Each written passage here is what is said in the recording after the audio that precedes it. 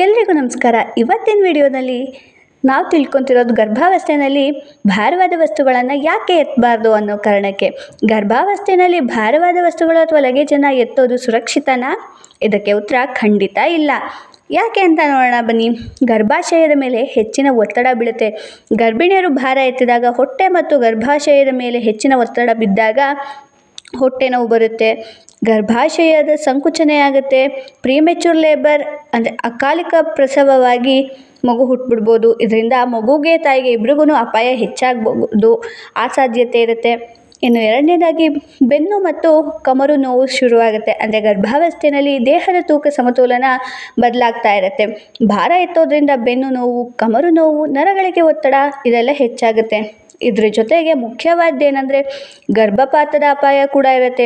ವಿಶೇಷವಾಗಿ ಮೊದಲ 3 ತಿಂಗಳಲ್ಲಿ ಭಾರವಾದ ವಸ್ತು ಎತ್ತೋದ್ರಿಂದ ಗರ್ಭಪಾತದ ಸಾಧ್ಯತೆ ತುಂಬಾ ಇರುತ್ತೆ. ಅದಕ್ಕಾಗಿ ಈ ಸಮಯದಲ್ಲಿ ಹೆಚ್ಚು ಎಚ್ಚರಿಕೆ ತುಂಬಾ ಅಗತ್ಯ.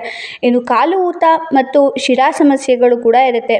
ಭಾರ ಎತ್ತೋದ್ರಿಂದ ಕಾಲುಗಳಲ್ಲಿ ಊತ, ವೆರಿಕೋಸ್ ವೀನ್ ಸಮಸ್ಯೆ ಹೆಚ್ಚಾಗುವ ಸಾಧ್ಯತೆ ಕೂಡ ಇದೆ.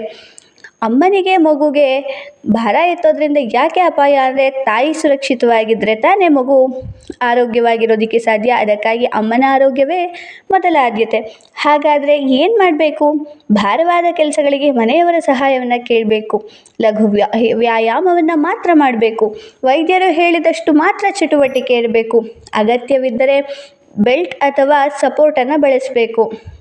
ಇನ್ನು ಈ ವಿಡಿಯೋನ ಅಂತಿಮ ಸಲಹೆ ಏನಂದರೆ, ಗರ್ಭಾವಸ್ಥೆ ವಿಶ್ರಾಂತಿ ಮತ್ತು ಕಾಳಜಿಯ ಸಮಯ. ನಾನು ಮಾಡ್ಬೋದು ಅನ್ನೋದಕ್ಕಿಂತ ನನ್ನ ಆರೋಗ್ಯ ಮುಖ್ಯ ಅನ್ನೋದು ಬಹಳನೇ ಮುಖ್ಯ ಆಗುತ್ತೆ. ಈ ಮಾಹಿತಿ ನಿಮಗೆ ಉಪಯುಕ್ತ ಅನಿಸಿದರೆ ವಿಡಿಯೋನ ಲೈಕ್ ಮಾಡಿ, ಶೇರ್ ಮಾಡಿ, ಸಬ್ಸ್ಕ್ರೈಬ್ ಮಾಡಿ. Thank you for watching.